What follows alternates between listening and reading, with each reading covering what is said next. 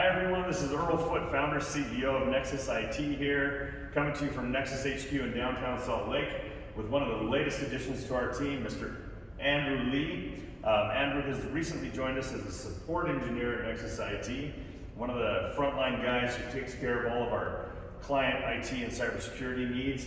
Been an awesome addition to the team. Clients love him, the team loves him. He's a cultural champion like nobody else's business. We've been really happy to have him. Andrew, do you want to tell everybody maybe something fun and quirky about yourself and a little bit about what you're up to here? I have lately gotten into the hobby of building keyboards directly from scratch. I've typed a lot, I've done a lot of essays when I was in school and into college, and I do quite a bit of it here at Nexus, so I figured if I'm doing that much work around a keyboard, why not build one to your liking? So I have.